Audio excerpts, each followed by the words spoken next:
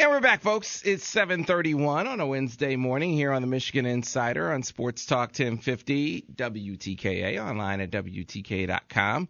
Well, every Wednesday around this time, we get our baseball notes, our diamond notes from Michigan baseball coach Eric Bakich. Eric Bakich's appearances on Sports Talk 1050 WTKA are brought to you by Advantage Sports, your home for baseball, softball, football, hockey, soccer, volleyball, lacrosse, ice hockey, and field hockey equipment and apparel. They carry all the top brands, including Rawlings, Easton, Mizuno, Wilson, and more.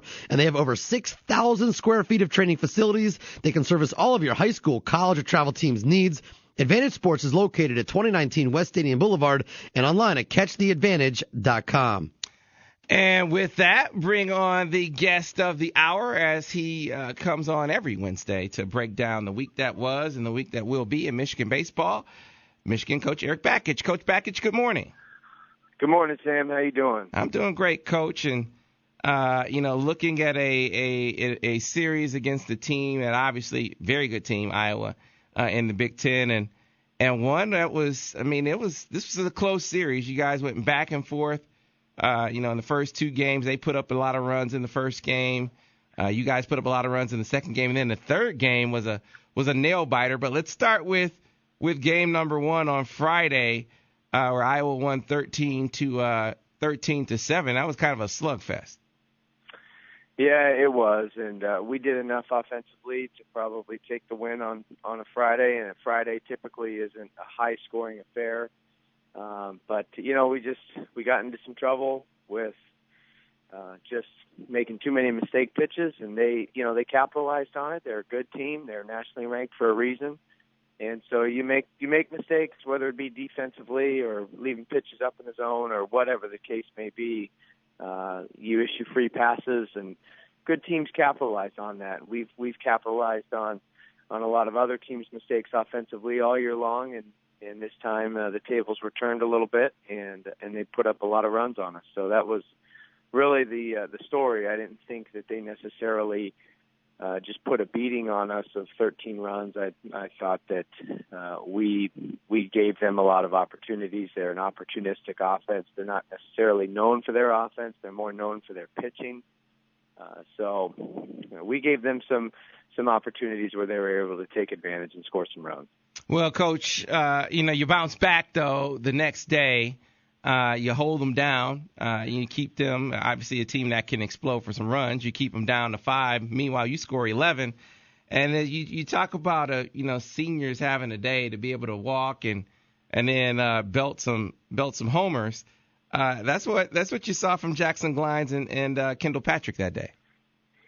Yeah, absolutely. It was a slugfest. I mean, it was a tie game, and both teams scoring in the first 4 frames, and scoring a run, scoring 2 runs. So it was a 5-5 game, I believe, going into the middle innings there, and really just like a boxing match, just trading punches where the rounds are even, and it just each fighter just going back and forth. And so credit our team for just keep throwing punches and sticking with the approach and keep trying to have quality at bats, and then finally we were able to break it open with some big hits.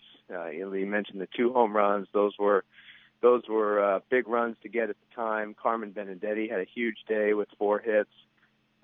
Kendall Patrick 5 quality at bats, including the home run and a pair of doubles.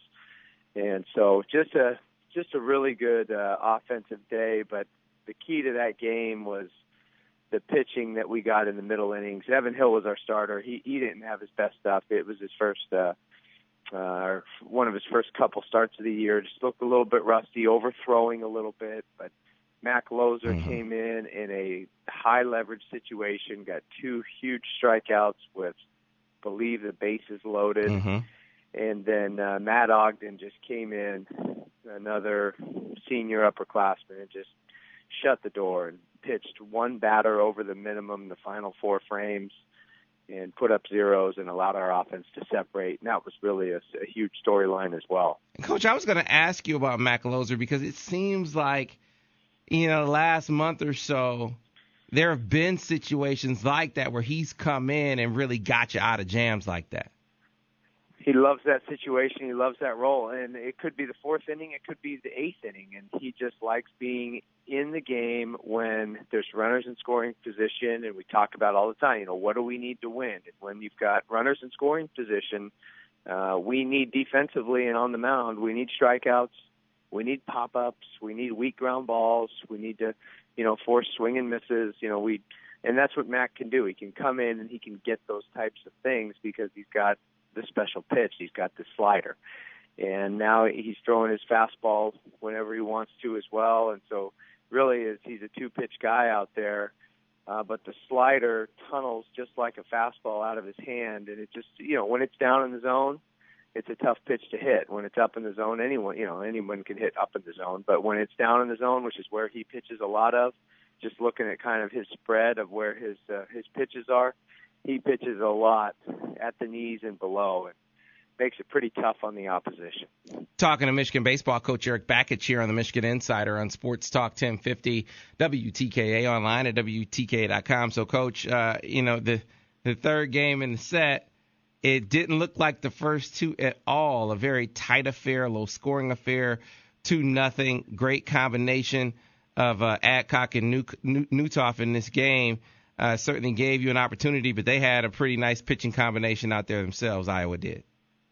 Yeah, it's baseball's, one of those sports where, both teams score 18 runs the first two games combined each, and then they score 2 and we score none. And, offense has been a strength of ours all season long.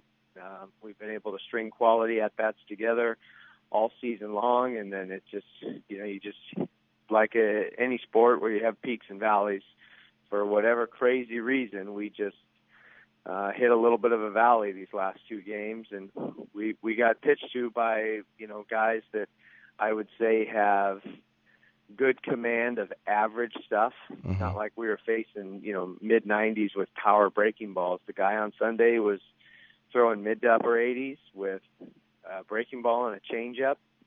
Not necessarily anything that would wow you, but he was commanding it. He was throwing it where he wanted to, and we hit the balls on the barrel, hit them hard. I wouldn't say they were a bunch of screaming line drives out there, but, their defense is very good. They made a lot of plays when they needed to.